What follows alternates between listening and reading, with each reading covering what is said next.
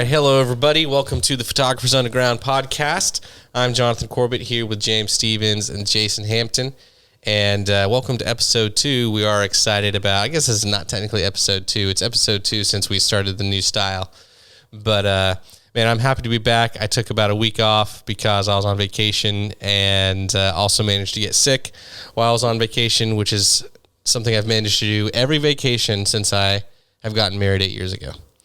So I don't usually take a very long vacation or very many vacations, but when I do, I like to get sick when I'm on vacation. I think it's what people call leisure sickness, where you're used to a certain amount of stress and everything else, and when that stress is actually put away, then your body all of a sudden, your immune system just is super easy to get sick. Anyway, so that's that. How you guys been doing for last week? Pretty good. Solid. Yeah, I'm really happy with how you guys have been able to hold down the fort while I was gone. And this vacation was the vacation that I've had, most hands off. Didn't really have to do much at all over vacation. So I really appreciate you guys holding everything down. Everyone seemed pretty happy. And you guys are doing all the photos, all the editing, all the video. And I haven't even seen some of the work you guys delivered and stuff. But seems like everyone's enjoying it. So thank you very much. First off, I'd like to talk about my vacation, a little bit of an off-topic vacation, which, so essentially my mom was turning 70. That was great. So we kind of did a big thing that we usually don't do. And we went to Disney World. And I haven't been to Disney World in 15 plus years.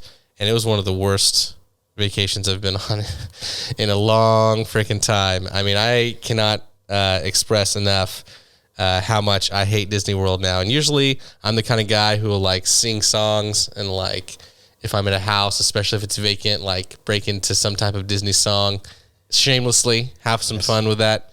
But if I never hear another Disney song again, it will be too soon. It was just horrific. And I didn't realize how much I hated the place until I got there again. And I don't know, as a kid, it's definitely differently. It's definitely different. But when you go there as an adult, I wasn't exactly expecting to enjoy it. So it's not like my expectations were real high. I knew that it's it's going to be a lot different. I'm not going to be as excited to see the characters, of course. Definitely going to have responsibility because we have a large family there with, we had 14 or 15 people going. So that's a lot of personalities to get together with and enjoy. Usually when you get that many people, it's just gonna be oof, this is a lot to deal with. But I was really surprised by how it's interesting how Disney World hasn't changed much from when I was a kid. They've changed a few things around. There's some new rides and stuff, but largely it's the same, which can be a plus and a negative because when you go there, you definitely have the sense of nostalgia. Oh man, I remember this when I was a kid. And they actually do a pretty good job of keeping it up, but so much of it is just so outdated. The Epcot world, and the Land of the Future or whatever, I forget the name of it anyway. Plus then getting sick on day 3 didn't help. But, dude, I'm surprised that people pay that much as they're paying to go see that stuff, because the rides and the experience really isn't that much better than some of those carnivals that come through town with the rides that pack off a semi or something. Like a state fair? Yeah, like a state fair or something. It's just anyway, and then I wanted to say some things to Darth Vader. I never even got to say to Darth Vader. I wanted to ask him some questions, but I should have expected this. The Disney World Star Wars area is mostly the new Star Wars, the Disney Star Wars. And I don't honestly I don't want to talk to Rey. I don't want to see Rey. I don't want to pretend she doesn't exist, right? So what I wanted to do was I wanted to go up to Darth Vader with one of my nieces and be like, "Hey, excuse me, Lord Vader. I was wondering if you could help. My niece is trying to get all of the autographs for all the princesses, but we're having a really trouble finding some. We've got Princess Jasmine. We got Princess Belle. We've got all these princesses. Have you seen Princess Padme?" I really wanted to ask him that and see what he would do, but no Darth Vader to be found. And you guys know who Princess Padme is, right? Yeah. I do not. I don't. You don't know who Princess Padme is? I don't follow any Star Wars, like at all. It's all good, bro. No, don't tell him that. You don't follow any Star Wars? Like I think I've seen them all out of order, but I've never gotten into it. Doesn't really interest me. This is a judgment-free zone here. No, it's not. This isn't a safe space. Yeah. You know I'm Lord of the Rings. I like Lord of the Rings. I do. I like Lord of the Rings, but I like Star Wars too. I even like Harry Potter. I don't judge. I don't not like Star Wars. I just never. I don't know who anyone is. I've never followed it. I mean, I know. When was the last time you saw it? Not too long ago. I think I saw one of the more recent ones in the last couple weeks, but it was the same as the rest. It was just very out of context and a whole bunch of lightsabers and lasers, and that's. Yeah, I don't judge you if you don't like the new Star Wars. Okay, that's fine. No, and even the other ones, I don't not like them. I was never a diehard fan to follow it in any way. I need to add this to my interview questions. All right. So you don't have a favorite Star Wars character or anything? What about you? I could tell you Luke Skywalker and Darth Vader, and that's almost. Oh, See, he knows the important ones. Oh no, I blanked on who's the big fat guy, Jabba the Hutt? Oh, Jabba? Yeah, Jabba. Those are the three. Jabba's sick. Okay, at least you know who he is. All right. Well, anyway, Disney World is a big disappointment. And every time I think, like literally when I was having a fever of 103 degrees and just wishing I was dying, all I could think about was different plot points if I had like the gauntlet, like the 5 Infinity Stones. If I could, I would change all the plot points to the Disney World and the Disney movies to be the tragic version. Like John Smith never gets saved by Pocahontas, and Pocahontas' dad just like lops off his head. Like that's how awful I hated Disney World after visiting the place. Like Cruella de Vil gets her Dalmatian coat because she kills 101 puppies. That's terrible. Like that's what Disney World did to me. Okay, like so many people running around that place. It's like, I can't tell you how many wheelchairs and like motorized scooters I saw just like hovering around the place, and people with those hypertension socks or whatever because their blood isn't flowing on its own because they're so unhealthy. And then all of them have like these Disney Mickeys that is like, yes, this is the most happiest place on earth. And I'm just like, this looks like a hospital ward is what this looks like. It was awful. Anyway, and then of course my family was right in the middle of it because that's probably right where we belonged. But man, I even before I got sick was just wondering like, this is so much different than I remember it, and I'm not sure if I can ever go back. But yeah, that was my vacation. Did you guys enjoy yourselves?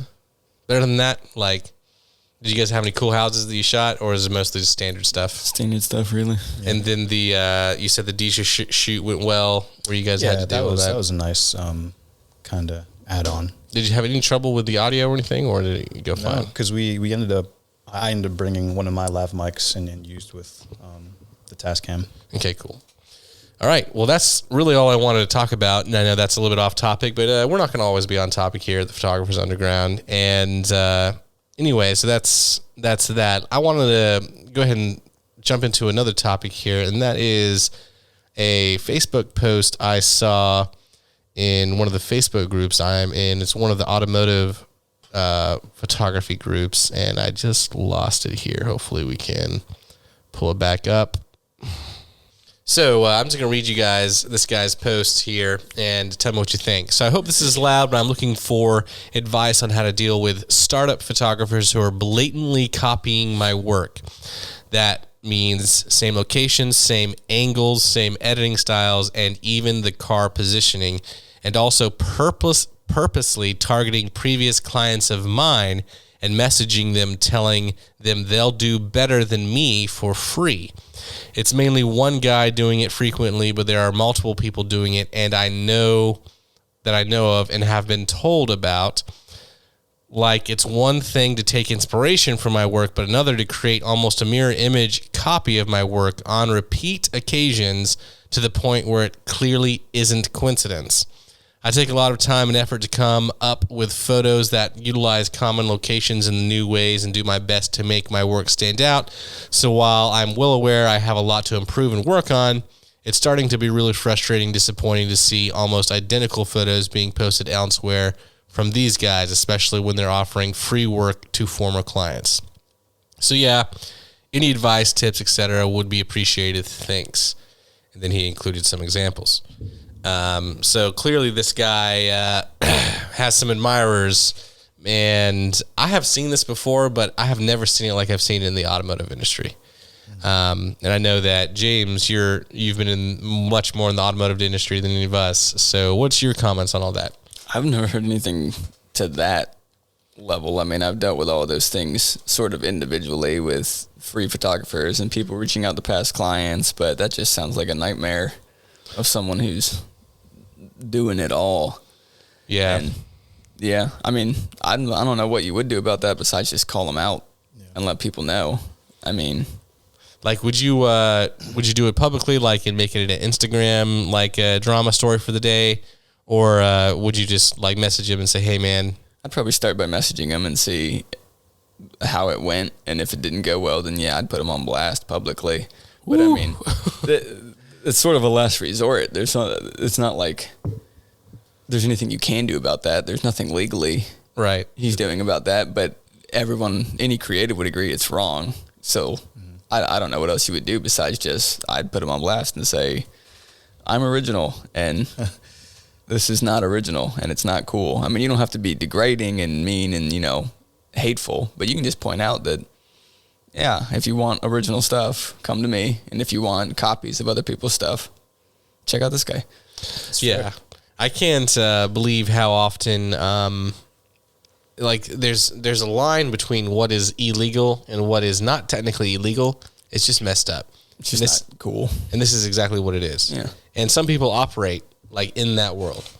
And I have no idea why, especially when they're offering stuff for free. I don't know where they think that's going to get them, because by the time their plan works out and they're no longer offering something for free where they eventually charge down the road, there's going to be 3 or 4 more free photographers who have come to take their place. Yeah, I wouldn't focus or be too concerned with the free aspect, because like you said, that's always going to be a thing. As soon as this guy starts charging, some other high schooler is going to graduate and he's going to start doing free work. So that's sort of always going to be the thing. But I might message him and like I said, try and not be mean or rude or anything. Just be like, hey man, like, you're a creative. You should really try and not mimic other people's work. And to a certain degree, especially in automotive, there's only so much that you can do. There's only a certain number of angles you can get on a car. There's only a certain number of locations, and unless it's your private land, you obviously don't own the location. Anyone can go shoot there. Of course, there's another degree of if the guy is literally putting a car in the exact same spot at the exact same location and the exact same angle. I mean, if he's copying all of that, that's really bad. That is apparently what the situation is. But yeah. I was going to say, to a degree, like, you can't, see a front end shot of a car and get mad because you are not the only one to have. You didn't invent the front end shot. Exactly, or anything like that. So there's a degree to consider, but all things considered, and messaging past clients directly and saying I'll do a better job and that sort of stuff, no, that's not cool. Yeah, that's really dirty to me. And I know that I talk about how to deal with competition a lot in the course for Real Estate Photography Masterclass. But I really stay away from the dirty side of stuff unless someone has made it very clear to me they have my worst interest in mind. And if I know someone's out there to hurt me or try to take me down, I'm not going to ignore that. It's not like I can start playing dirty immediately. I'm just going to do things like, I wouldn't have this guy being able to look at my account on social media, for example. Yeah. I got to block him. I mean, that's only does so much. It's all, I mean, as easy as it is to block someone, it's as easy to log into another account and go back and see the same profile. But yeah, I mean, I would he might get scared enough as soon as you call him out directly, not even publicly, but over message. As soon as you call him out, he might just jump to I didn't even realize I was, and stop doing it. But yeah, like you said, once you realize someone does have a direct intention to hurt you or your business. If you reach out to him and say, hey man, I've noticed you're looking really similar in a lot of aspects. If he backs off, end of story. If he comes right back at you of no, I'm not, or I'm going to do whatever I want, then yeah, last resort. Let everyone know. Whew. Yeah, man. And that's, this is the kind of thing I really only see in the automotive photography industry world where people are specifically trying to make it. Like, not the professionals, they don't act like this. No.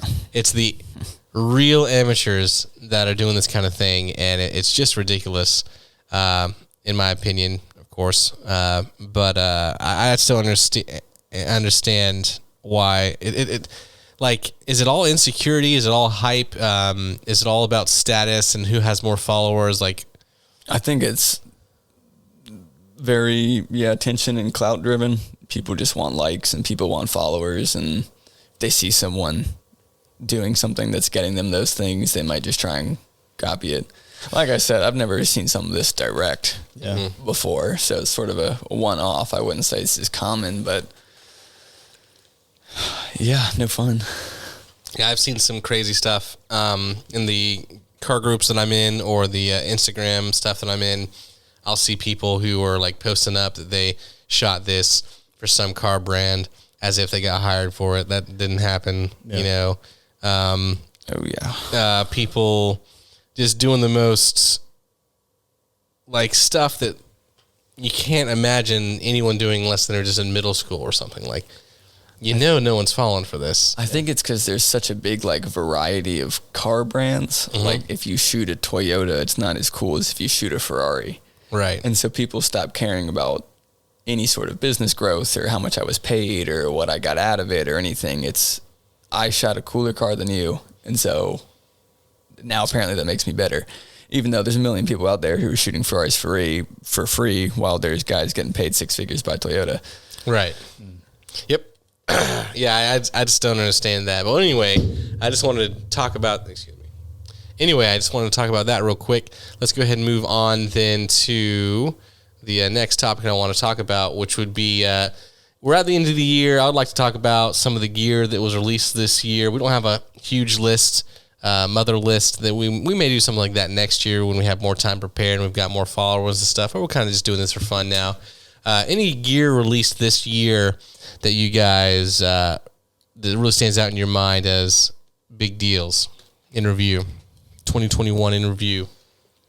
I mean, I can only think of, the things that I would like to have, to kind of help, business growth. Yeah.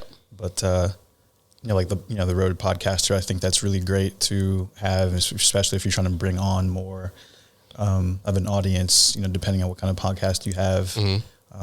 And maybe the Sony FX3, that's for someone who's even wanting to get into just content creation or video making or, filmmaking at the basic level. I think that camera came out earlier this year, and it's comparable to a lot of the more heavier duty ones at a much cheaper price, and it still offers a lot of the flexibility that you would be looking for in terms of creating content. Okay.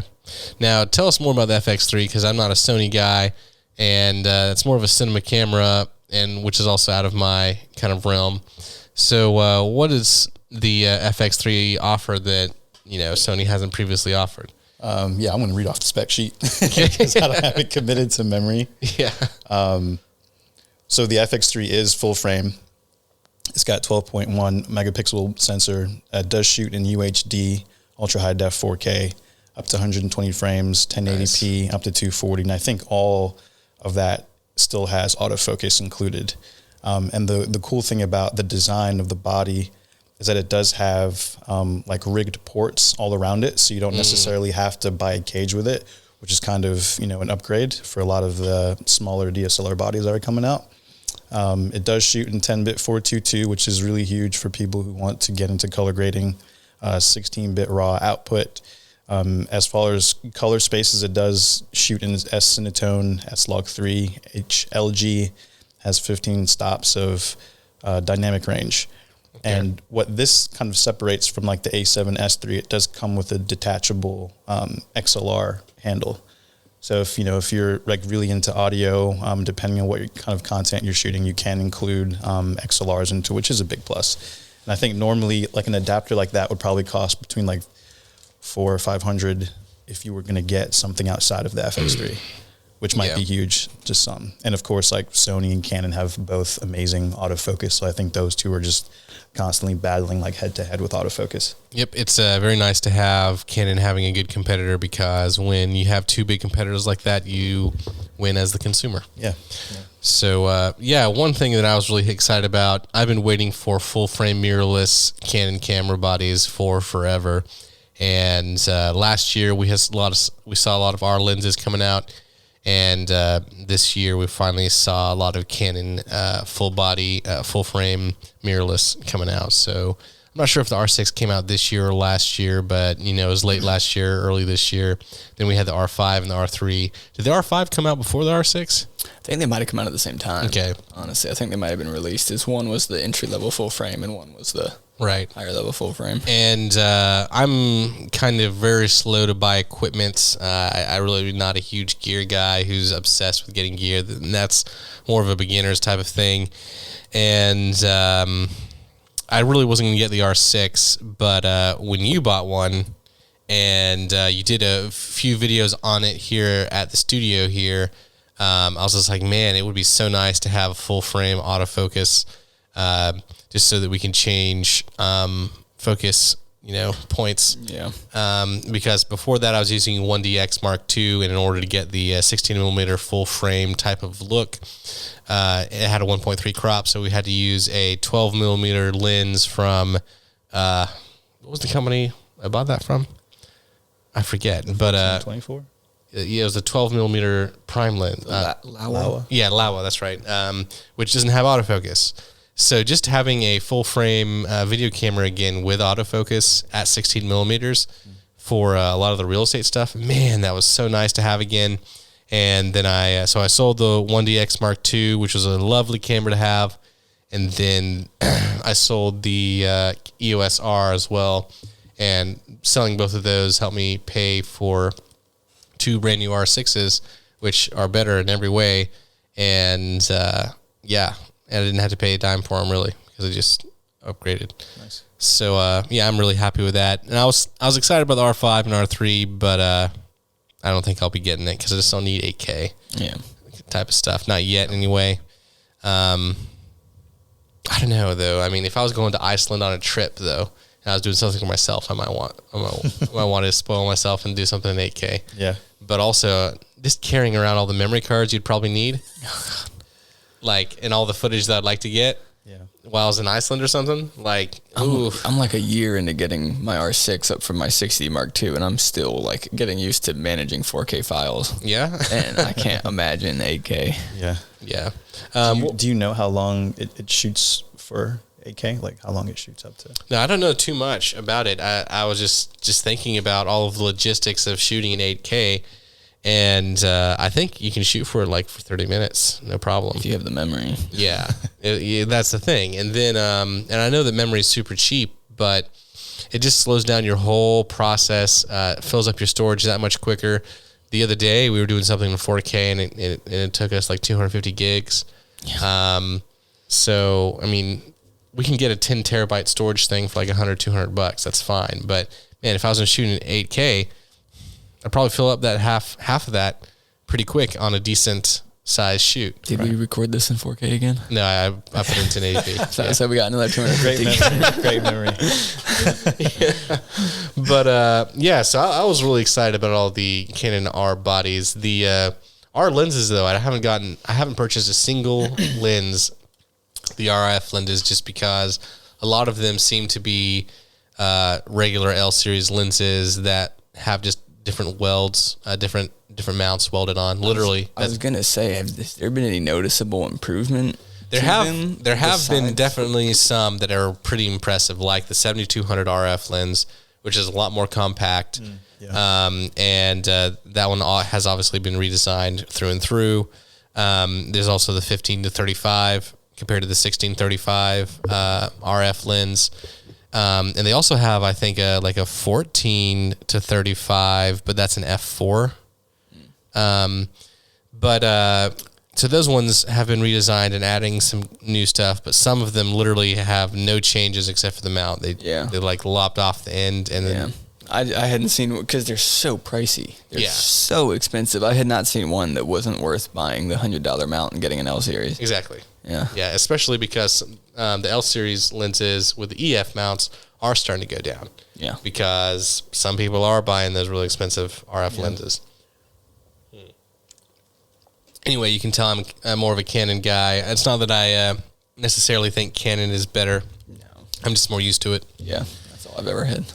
So I started on Nikon actually back in the day, switched to Canon, and then figured out that switching stuff wasn't actually that big of a deal. Anything else released this year that you were excited about? None I can think of, really. I was really excited about getting involved in FPV too. Yeah. But that's not new gear. No, nothing really drastic came out, at least in the last year that I've seen. Either they like upgraded Crossfire a little bit, but nothing like new. No new product came out that really blew everything away. And speaking of gear, one thing I want to talk about is, because maybe someone will be watching this and think, man, I would like to get my photographer loved one a gift for Christmas. So I thought we should give some advice, some people, about finding someone a gift for Christmas or other holiday, around this time of year. So you guys have any advice for somebody who wants to get a photographer a gift for Christmas? The lens mug. The lens mug. That everyone has gotten on a Facebook ad at some point. Yeah, I've gotten a few of those myself. Jason, you were saying you had never gotten one of those, though. Never, and I feel left out. I feel like I'm just missing a huge part of my career without that mug. Well, if someone's listening to this and loves Jason, take it a step further and come up with like a lunchbox that's a red camera. Oh, that is dope. I like that. Well done. Yeah. It's like I bought you a red. Oh, I'm just kidding. It's a lunchbox. Oh, yeah. Merry Christmas. That's like getting someone like a key fob to a Porsche or something. Oh, yeah. It's like, oh my God, babe, you didn't. No, I didn't. That's actually just... I've seen that. And you open the garage door and there's a model car there. Yeah. Something, yeah. Just awful. But, I think the best thing you guys can do, because there's no true present out there that's going to apply to every photographer, which is what makes purchasing a gift for a photographer so hard. So you have two options, I would say. That is, talk to your photographer and ask, hey, can you give me a list of things you might like?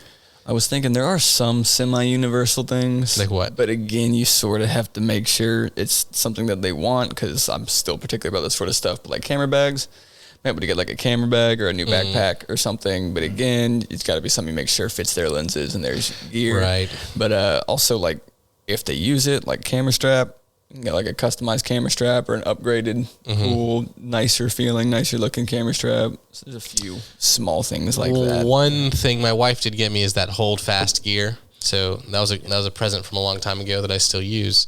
You just got to make sure, like I said, you talk to your photographer friend, because even a bag, like, specific. if you get me a bag that I don't want, I'm never going to use it. Yeah, same with a tripod. Like, anyone can use a tripod, but you got to make sure it's what they want. And what they need. Is it a pistol grip? Is it more cinema style? Does it have a plate? Does it have So there's a lot to figure out, but I guess there are some semi-universal things. Yeah, and then another great thing is, if you guys can't get a list, just get them a gift card to like B&H Photo, which is... Never complain. Yeah, they can never complain about that, and that'd be nice. All right. The last thing I want to talk about is with you, Jason, because this is something I'm more interested in, and so we've just been recording this, and we realized that we left the info on the camera, which records it onto the external recorder. So sorry for having that in there. It's easily our number one biggest mistake. That's good. All right, awesome. But the next thing I want to talk about is filmmaking. One good tip about filmmaking is making sure you don't record the settings on and burn those into the into the camera.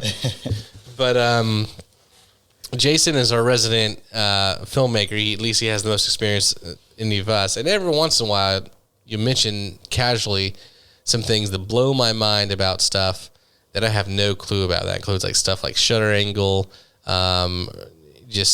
recording profiles, certain formats that I didn't even know necessarily existed. And I want to talk to you a little bit about your experience in the film industry, as well as some of the things that filmmakers think about that regular videographers or photographers might not even think about, like shutter angle, for example. But also that would include just things in regards to lighting, certain expectations that are absolutely expected when you're making a film versus just a regular video. Care to go into that? Yeah, I feel like especially coming from photography, shooting commercial and weddings, you learn a lot that you can kind of like transition into, filmmaking, which is always a good thing. But then you get into more lighting, more about, storyboarding and pre-production and post-production, whereas you didn't have to like worry about that when you're like going to do a wedding.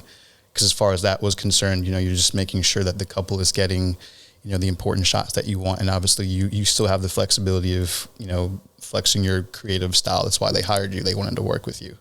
But for filmmaking, I would probably put lighting, composition, story, and the value that you're bringing to the table over a lot of the things that we may think that is, really important. Because like the post-production side, it's a good thing to be secure on, but really, are you at the end of the day bringing what your client is really asking for? Because like you are representing their brand, and it's an investment that they're making. So like a lot is really on the table when you're kind of venturing into that world. Yeah, I think about a lot of those things too when I would creating something that I would say is just a normal video. But some of the things that I don't do, for example, if I'm going out to just do a regular real estate shoot or doing kind of like a branding feature type of thing, I may go out there and I'm throwing a DSLR on a gimbal, and I'm probably shooting in standard profile. I'm not even putting it in log, and it'll be, have your A-roll where you're getting some decent audio, but I'm not using XLR cables. It'll just be like a wireless lav mic. Yeah. And I'm getting some A-roll. We'll probably be winging it, and I'll cut up some good stuff with some jump cuts, but it'll be effective, and it'll get views on social media. It'll make them the money they were hoping to make with it. And I'll throw in, 60 frames per second or 120 frames per second B-roll set to some trendy music with transitions and that sort of thing. Yeah. And people will be happy. That being said, I still think about a lot of the things you're thinking about. Like, okay, I got to think about this person's brand. I got to think about what they're trying to accomplish with this video. I got to make sure this is, on point. But then sometimes I see and this is especially true like on certain Reddit subreddits or Facebook groups, you'll have a filmmaker group where people will just argue about cinematography versus like videography or something. And if people show up with a gimbal and a DSLR, there's a certain group that are just like, get out of here type of thing. Yeah. And it's true when you see someone who's a more traditional filmmaker coming from that type of world, they're coming in with like this rig that looks crazy. And it's usually the kind of cameras you're talking about and the kind of cameras you're interested in buying. And I just want to, really understand that a little bit more in regards to, especially, they're always shooting in certain profiles that are super flat, log format or raw. Like, can you dive into that? Like, technically, I guess what would be considered more elite or elitist type of stuff. Or, because I know some people will be like, no, technically that's what you should do, but really filmmaking is, you can do on your iPhone if you really want. Yeah, and that's what the Apple iPhone is pushing now, that you can film cinematic shots on. Yeah. quote cinematic shots. I'm right there with you. Like, I see something that gets set up in these, and I'm just like, what all is there more than a body, a lens, and a stabilizer? Yeah.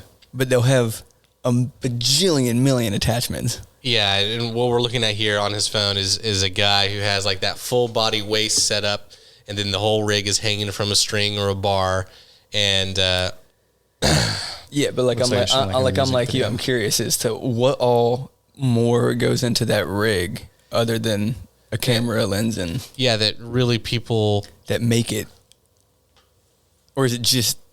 It honestly depends on. So, I want to get into cinematography, which means I need to have a good, strong understanding of how to use certain gear.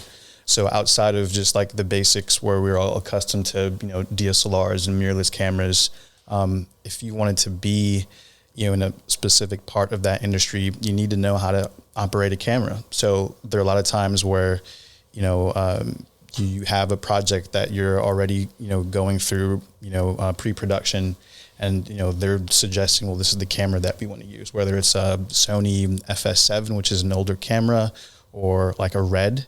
Reds, their brand is so elevated now that, like people think you're nobody if you don't know how to shoot on a Red.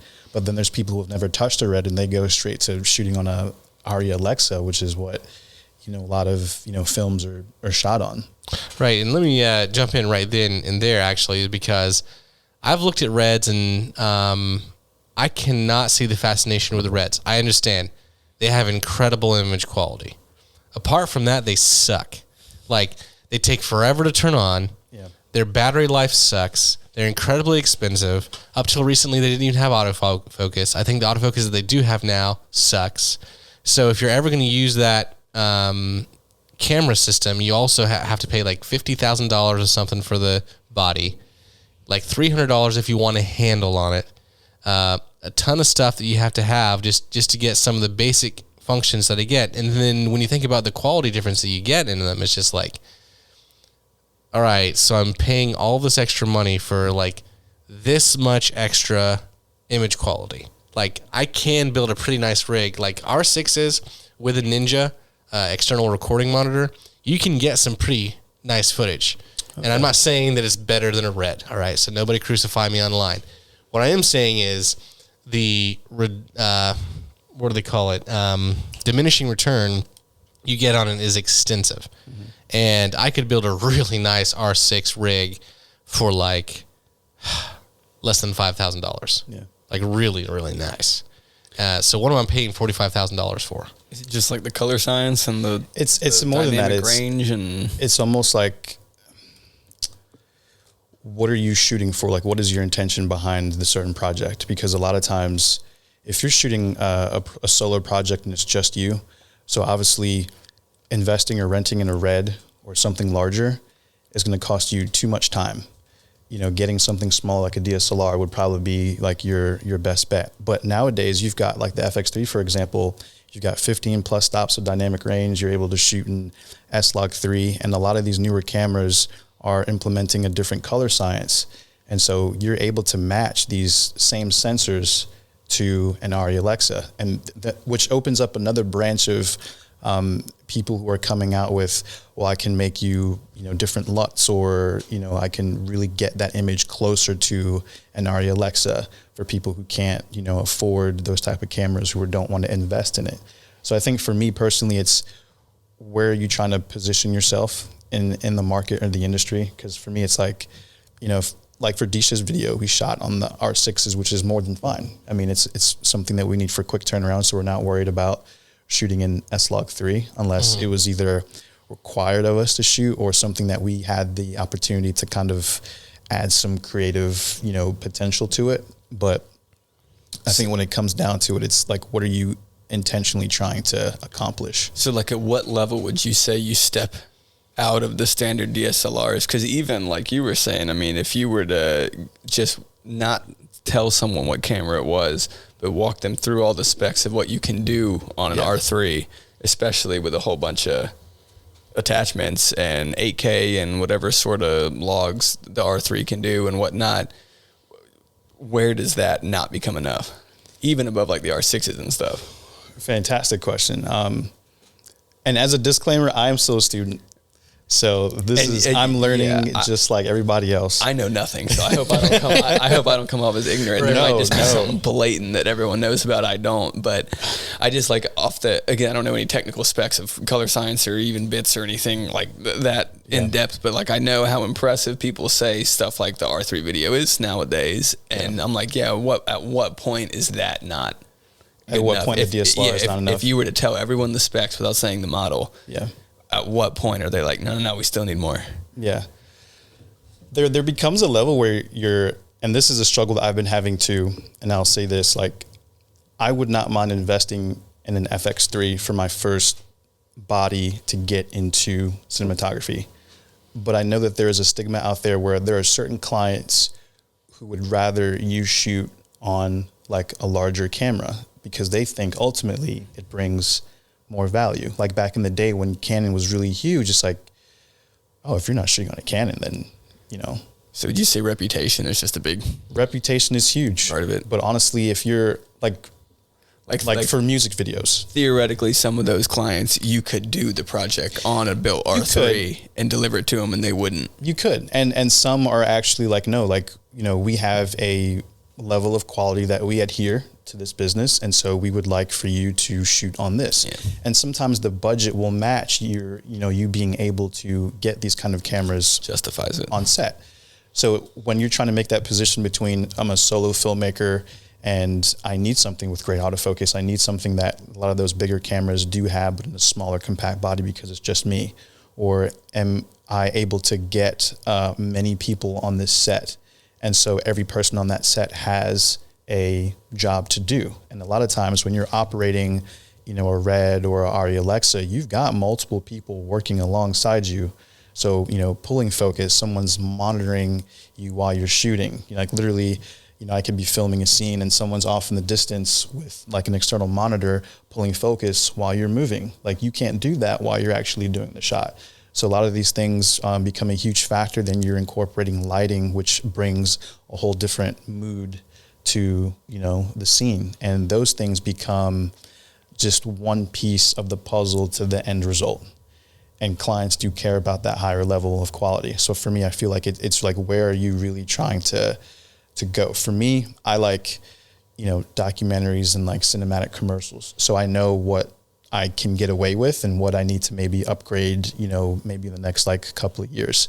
But I'm not going to be focused on like what's the biggest and baddest camera out there, because at the end of the day, if you don't have good storytelling, if you don't have that communication between you and what your client is asking for you to do, then it won't matter. Yeah, you should not be investing in a Red or even like renting it. Do I think it's a good idea to maybe step into that realm and get yourself familiar? Absolutely. Because even if you aren't making like higher graded projects, you can now offer yourself as a DP, like a director of photography or a cinematographer. So you're shooting somebody else's project.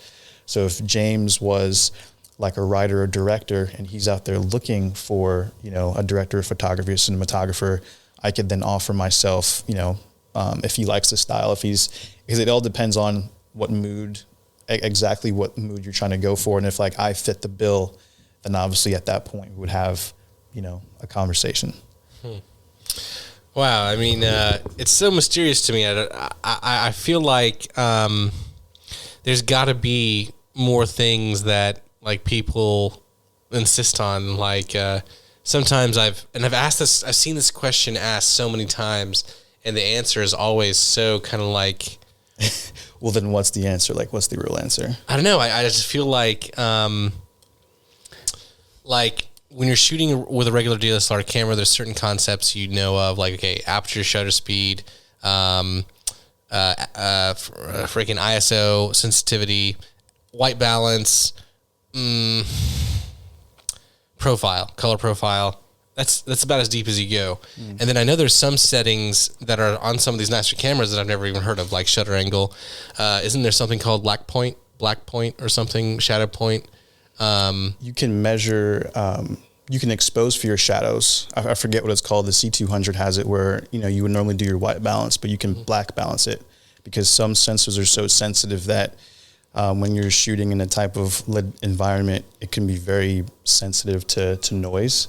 And a lot of these newer cameras will have dual ISOs or a base ISO. So for example, a photography camera will have, a base ISO of ISO 100, which is like, it would make sense. Like you're shooting in bright daylight, bring your ISO all the way down and then adjust all the other exposure settings. Whereas like a Sony or a Canon C200 might have a base ISO of 400 or 800 to shoot, in a particular, lit scene. So yeah, like you're right. Like there are certain things that these higher profile cameras will have compared to like DSLRs. Do you know of any other things? I know that, for example, in certain like DaVinci Resolve, you can edit things like gamma, which you can't really do in Adobe Premiere. Do you know anything about that? No. Okay. You're not talking about like gamma curves, are you? I mean, I have no clue what I'm even asking about. DaVinci Resolve is light years beyond. So like, do you Adobe guys know what a Premiere. gamma curve is? Like, No, I still watch people look at lumimetry scopes and say, BS, you do not know what you're looking at. now I know how to read a lumetroscope. Yeah. But when they get into some things, like I thought, I know what I'm talking about with photo and video. And every once in a while, I'll be watching a video or I'll listening to a podcast and people will just casually be talking about gamma, which is, I thought, some type of radiation. And they're just like, yeah, man, gamma is so important to getting that perfect shot. And I'm just like, what the heck is gamma? Like, or gamma curve. I'm trying to remember gamma curve. It could be something different, but I'm having a hard time. But it sounds like, honestly, filmmaking, the gear doesn't matter as much as it seems. It doesn't. Like, shooting a narrative on a DSLR might not be the most greatest thing to do because you always have to worry about cutting off at 30 minutes, like a timeline. It seems like it's just like really dependent. Again, like if you're going to be doing a lot of studio shooting on a tripod, something like a C200 with a whole bunch of lights might make more sense. But if you're going to be out and about, something you can put on a gimbal that has Something 4K smaller. is Something smaller. just situational. Yeah, but like the photo that you just shared, with the guy, I don't know what kind of camera it was. Could be a red, could be Yeah, I think it's a red. something, and he just like fully rigged with like a whole bodysuit. Those are things that you have to invest in when you're making that kind of a choice. Okay, so why do you have to invest in it? And how come some clients say, we're going to shoot with this camera and that's what we require? Like, what is it about those cameras that certain levels of filmmakers insist on? Is it just the image quality and the better sensors? Like, honestly, it could be just the name and the brand. I'm at the point, and this is the best way that I can answer it. Yeah. Like, I will put certain things at the top of importance versus what kind of camera I'm shooting on. right. At the end of the day, somebody else may feel completely different, and that is totally understandable. I can't afford those cameras. Right. I can't even afford to rent it for 3 days. Right, and there's even if I wanted REs, to. those REs that I've looked at, we've done some slow motion shots here for some ads and things, and getting anything over 240 frames per second, the price instantly just goes bloop. Yeah. And up till recently, you couldn't have anything, and the cheapest camera I could find for 1,000 frames per second was $10,000. And that was a brand new camera. It's also very bare bones. Like, this is a dedicated, it has no screens. It has like one button where you have to like scroll and press between stuff. Yeah. To get the settings you need. It does have shutter angle on it, by the way. But I didn't touch it because I didn't know what the heck it was. Yeah. So for having a little bit of experience, like being on set with other people who were like legit filmmakers, if they're shooting a project on a red, more than likely they're going to have a B and C camera that's a red, or something maybe that can get you in the same color space so that post-production won't take as long. Yeah. Because you always run into that issue of, okay, we're shooting on multiple cameras. The one thing you're going to be thinking of is, can we match this in post? And you're shooting in log, or you're shooting in some kind of like flat profile. So that then becomes, when you go down that road and you're making that decision to shoot on whatever kind of camera, you need to make sure that everything is consistent. The last thing you want to do is, bring forth an end result, and it's just inconsistent because you shot on different cameras. You know, so then it becomes a measure on you as a filmmaker making those choices, because they depend on you to make those choices. Right. You're coming in as the technician. So we're running 3 reds, camera A, camera B, camera C. They all have their different functions. Then you have a colorist coming in the post-production side who's like, you know, for them, specifics might be what kind of frame rates, what kind of profile are you shooting in, because sometimes it's easier to grade than others, and that becomes a whole different thing. You know? This is when I start to understand why movies have a $900 million budget. Right. Like you have a team of 43 people just doing color. Yeah. I don't understand how there can be that many variations. I'm sure there is. I mean, they all do their job, but it's just so above me. I don't know. I rarely see a project being shot with different cameras unless there was a colorist that knew how to massage the files and it was okay. And you're putting a lot of trust in that. But for me, I'd like to be, if we're using a Red, if we're using a Sony, let's just shoot all Sony. So that post-production, you know, should be a breeze at the end of the day. Yeah, man, I just... And then that's also when I started talking about some of this and looking into it and watching more YouTube videos about it or something. It's also like, man, bump this. Like, I would much rather stick with my R6 or something and keep with my gimbal and really get good at getting beautiful compositions with what I got. Because also, once you get to that, you become a smaller and smaller and smaller variable of the equation. And your creativity, your input starts becoming less and less. And also makes you appreciate directors too, because the teams they have to run and how many people are trained to do certain things in certain ways, but you're trying to take everybody in this direction. Yeah, I feel like it's got to be solely on the director at that point almost, because I was just thinking about, like, if you have a team of 30 people coloring one movie, if I just talk with one other person about my projects, they might say, I like this cooler. And I'm like, no. Yeah, and then it also becomes... I like this warmer. And that's just 2 people. I can't imagine 40 people putting their input on one movie, but they got to achieve one unified goal. And they're having their own creative opinions, and feelings are getting hurt, and personalities have to be managed. Absolutely. And then that's Hollywood, I guess. All of that is usually taken care of before the shoot is filmed, because you never want to run into a situation where you're trying to input creative ideas. Like, the film is shot. We're in post-production, and we have a time limit on this post-production, so we're not trying to waste anything on, should we make it warmer or cooler, which I've seen and is a heart attack waiting to happen, like, all the way. But at the same time, some of my favorite, like, filmmakers today, like, started, not the big-time filmmakers, but maybe, like, you call them influencers or something. They started on Nikon D750s, they started on Canon T2Is, and they built a business on those cameras. And of course they got into a place where they did upgrade to like a Red, or they're shooting bigger projects with bigger clients. Like some of them shot on for Adidas, Machine Gun Kelly, like really big names and big artists. So yeah, you're gonna want to bring, you know, that high value to the table. Is Machine Gun Kelly still a thing? I thought Eminem took him out.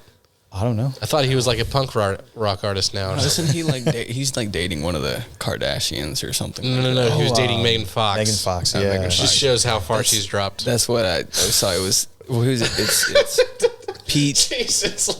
Pete Davidson is dating one of the Kardashians, and that's what I saw. It was like a shot of Pete Davidson and a shot of the other guy, and it was like, if one of these can date Megan Fox and one of these can date Kim Kardashian, you can do whatever you want. Yeah, because they're both just like very average looking. I think I saw like a list of all the girls Pete Davidson had dated. He's not the most attractive guy. No, but he's dated absolute tens. Crazy. So Ariana Grande. Yeah. Like, I've seen memes about like, if this guy can do this, you can do whatever you set your mind to. Right. Well, I really enjoyed that exploration into filmmaking, man, because there certainly is a veil of mystery around the whole thing. And it seems like, truth be told, no matter what your tools are, if you can do it well enough, you're a filmmaker. Is that... I feel like I just said something really wrong. I also feel, part of this is just coming up now that we talked about like working with the teams. I feel like once you get to a certain level of cinematography, you can't really say that because you're going to get to a point where you have to work with a team, and then it's not you. Yeah. And then you have 15 people that are giving their inputs in it, and then it isn't really your like total vision at the end or something like that. So I feel like to a degree you can accomplish what you need to on the gear doesn't matter. Like you can accomplish what you need to, but then I guess there is a point in cinematography where you have to, and you will naturally get to that point if you're serious about becoming a filmmaker or cinematographer.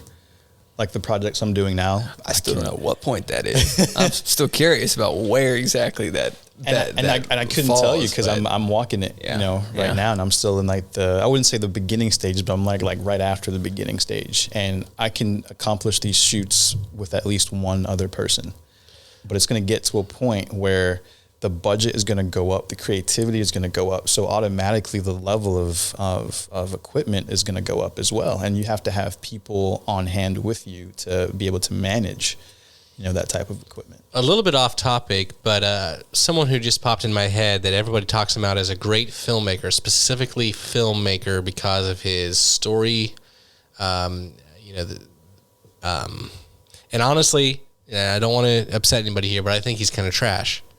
Even though he's got plenty of subscribers and followers, and he makes these things that are apparently incredible, and I watch it, and I'm like, what is this? Casey Neistat. Oh, I haven't seen any of his work in probably he's a really popular guy, but apparently he was big for a long time, and also a big ex-Hollywood guy, right? I didn't know that part. I only knew about his vlogging.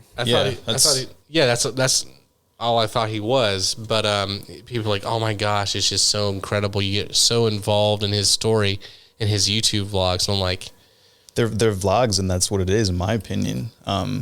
Right, but apparently he has. Let me look this up so I'm not miss talking about something. We go ahead and talk about Casey Neistat for a little bit. I know nothing about the man.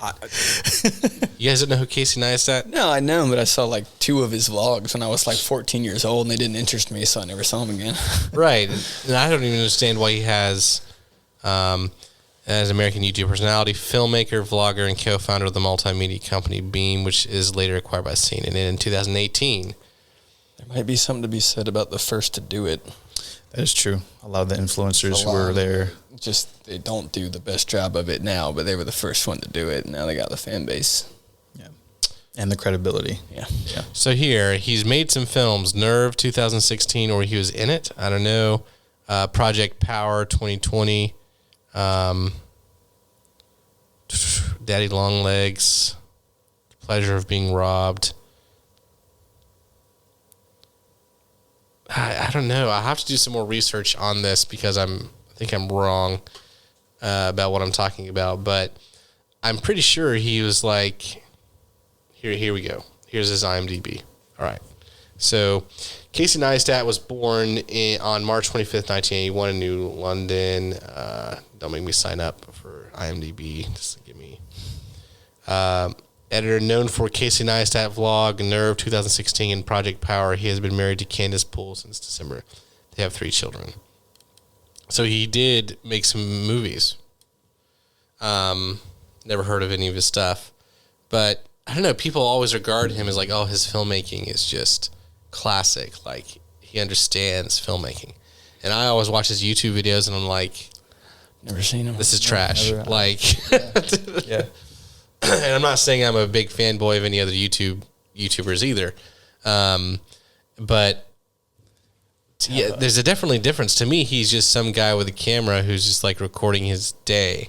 And then someone's going to hop in and be like, oh, but that's what makes it so incredible. You just feel like you're watching him throughout his day. It's no, it looks like a guy with a camera recording whatever he just points his camera at.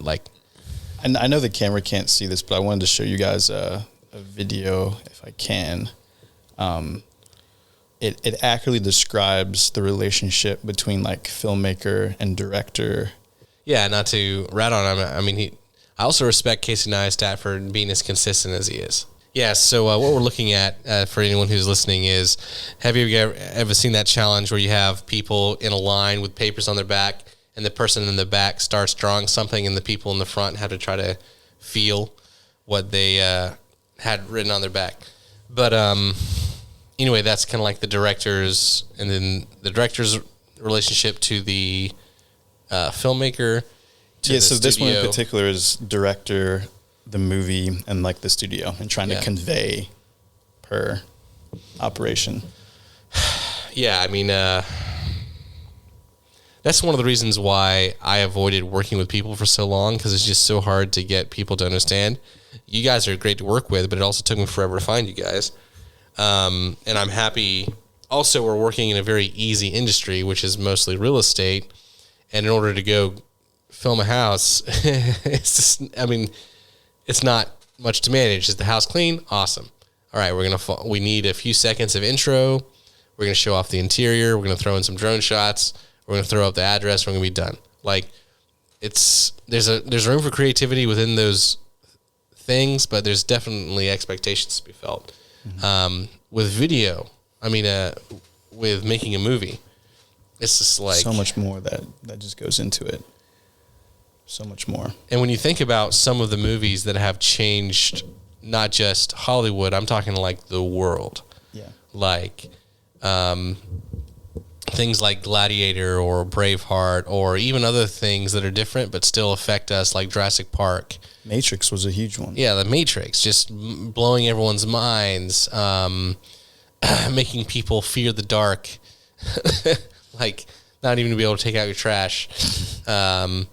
Like, there's some people who have a vision and they set out to accomplish it. I mean, just think about Star Wars, for example.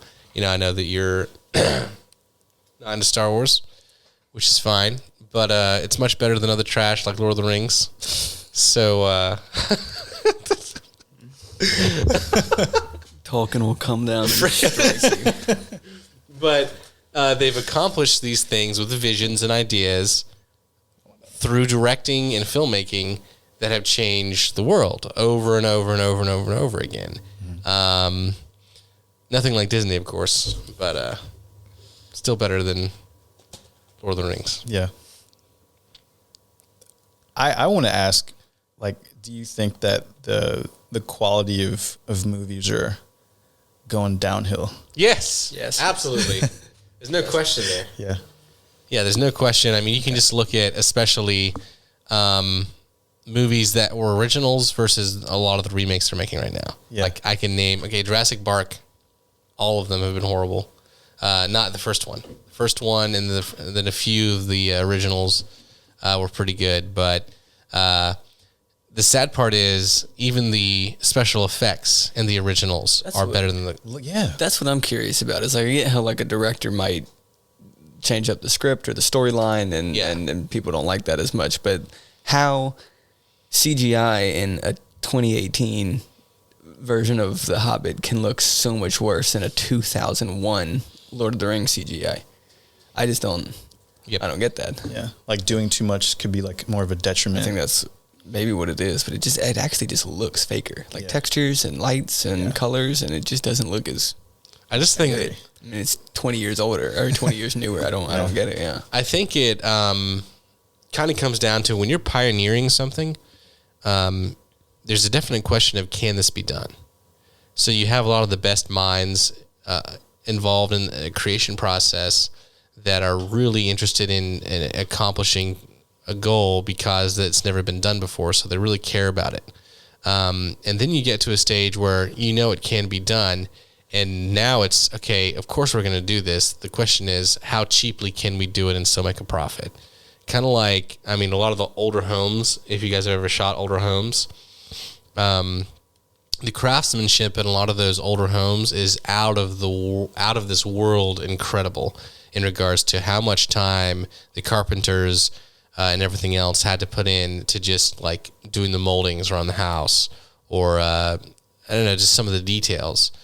And I think that's what the film industry went through a lot. Even let's just think about Game of Thrones. I'm not sure if you guys have all seen all 8 seasons, but like the first 7 seasons were really just wow. Like you're on your seat the whole time, and then it seemed like the writers and the directors and everything else were just kind of done, so they just kind of just finished it. Like they didn't care about actually making it nice. I just don't understand. I think it has a lot to do with, do people care or not in the things that they're making? Because if they don't care, they're not going to do it well. I kind of want to add too, like there are a lot of TV shows that I really liked, and you could tell that some of those things are going downhill as well. And sometimes it does have something to do with the studio, because it does become like a corporate thing at the end of the day. Corporate needs to stay out of the creative room. Especially all the way down to the actors trying to, re-sign someone else if they're not working, or, it could be like a different status symbol of some kind. What I am seeing, though, that is encouraging me is a lot. Hollywood, this is the beauty of capitalism, in my opinion. Hollywood has been slipping, and they have left the door open for other studios to get in, and they have done it. We have studios popping up all over the country, including Atlanta has become a pretty cool place. But we're seeing some really good original series come out from like Netflix and Amazon Prime, out of all places. You can't imagine. Also, for example, Star Wars, the last 3 movies, Rogue One was really nice. But the other movies just kind of were trash. And I think it was because corporate was way too much involved. And now we have some of the people that the fans really wanted making The Mandalorian. And The Mandalorian is really good. Yeah. And it also annoys me when you have examples of movies that are bad. Then you have things like the Rogue One and The Mandalorian, which are doing great. And it proves to you that they can do it. But lots of times they just don't. Mm. And you wonder why. Like, there's so many movies I've been disappointed in. I can just rat them off. Dune is interesting. Wouldn't mind seeing Dune again. That was a visually striking movie and a good story. Right, and it leaves you so much more to look forward to. Yeah. And that's an example, again, of something that's original. Like people who, like, who's the guy who picked up Star Wars? Who's the director? I hate him. You're not talking about Lucas. No. He picked up Star Wars for the Disney trilogy. Was the one who did Star Trek? Yes. Yeah, I can't remember his name. Oh, come on. I've got to remember his name because I hate him and I want to blast him online. Let's see here. Star Wars director. Rian Johnson. Hate that guy. And then J.J. Abrams. Yeah, J.J. I was thinking of J.J. But Rian Johnson, didn't he do the first and the third? And then J.J. Abrams did the second one? Possibly. But yeah, everyone was like, "Oh, it wasn't Rian Johnson's fault," or was it? I don't know. Both of them sucked. Like everyone was talking about how Episode 7 was fine. It was just kind of like a remake, but they'll do better. And I was like, no, this just proves to me they have no new ideas, and this is the first episode. Yeah, like this is gonna be bad. But yeah, I think movies definitely are not as good as they used to be. Why did you bring that up, and why do you think? What were you gonna say? No, I was just kind of thinking of all the remakes that have been coming out, trying to outdo something that's already been done beautifully or well. And I feel like, where is the desire to reboot all these movies coming from? Is it the lack of creativity, the lack of, fresh, stories, or just to make a quick buck, Yeah, there's also a lot of political stuff that's coming in too, that's really making the movie quality suffer. Like, nothing against, like, diversity. I'm very pro-diversity and stuff. That's great. But lots of times when you have a character being replaced, it's going to upset a lot of the audience because, you're making, let's say, like, I don't know, like a black Superman or something. That's going to upset a lot of people. And it's just like, it's also very unoriginal because you have an entire continent of history that you could make about, that it could be original and incredible, that could be cast as black people. Mm-hmm. For example, like, what about the origins of Egypt? Yeah. Like, why hasn't some created an incredible movie regarding that? Heck, all of the incredible stories we have from the NBA, like, how come we haven't done a story about Michael Jordan? Like, or LeBron James, if you like LeBron James. Like, there's so many opportunities out there for incredible movies for, African Americans, and they just haven't done that. Yeah. And I really think there's a politically driven thing too, because there's people just want to piss people off. Like, am I wrong there? Like, it seems like a specific thing. No, because then you have, Tyler Perry, who has his incredible studio in Atlanta, who kind of, does his own thing, and he hires, predominantly black cast, but he has diverse people, because he also does like screenplays and TV shows as well. Mm-hmm. But not a lot of studios out there are welcoming that kind of diversity. Right. So they'll take a story, for example, if the main character happened to be African American, and they'll just, replace that with another ethnicity. Could be white, could be, someone else. Right. And someone who's not knowledgeable about that particular story, for example, would never know the difference. And so you're just kind of like false feeding people the idea of that narrative, which, is definitely wrong. Right. And it happens in all sorts of things too. Like, I know that Scarlett Johansson got a lot of backlash for Ghost in the Shell, and I used to watch a lot of anime back in the day, so I understand Ghost in the Shell and the anime stuff. But what's also interesting, she got accused of whitewashing the character, for example. The thing is, the original writers of Ghost in the Shell, a lot of people in Japan were asked, "Oh, how do you feel about Scarlett Johansson reprising the role for the Major?" And they didn't really care at all. They're like, "Yeah, we're really excited. Like, I can't believe such a major actress is playing an anime role. Like, this is historical achievement. This is amazing." It's really interesting how Americans seem to be more obsessed with this type of thing than the rest of the world are. But heck, we are Americans. So anyway, we've been going for quite a while here. You guys have any thoughts on any things we discussed? Fresh out, my man. Yeah, I think I really enjoy. I think I'm really going to enjoy this podcast. If you guys have any things you'd like to ask us, make sure you use the comment section down below. We'll make sure to start implementing it into the stuff. You can ask us any questions you want. We'll try to get in some more guests here as well. I know that there's some photographers and videographers here in town that I'd love to have you on. And I'm going to consider seeing if we can't kind of Zoom people in, but that would be quite complex. So I'm going to try to stick this to just local people. But anyway, thank you guys for watching. If you guys have any questions, feel free to ask us down below in the comment section. I'm going to be really good about making sure I keep up to that. I have opened up a course, Real Estate Photography Masterclass, on everything we do with real estate photography, how we've made over $250,000 a year when I was just a one-man show, and even more now that we've got a team. And if you guys have any questions about that, feel free to ask below as well. Thank you guys for watching. And always remember to learn, apply, and succeed.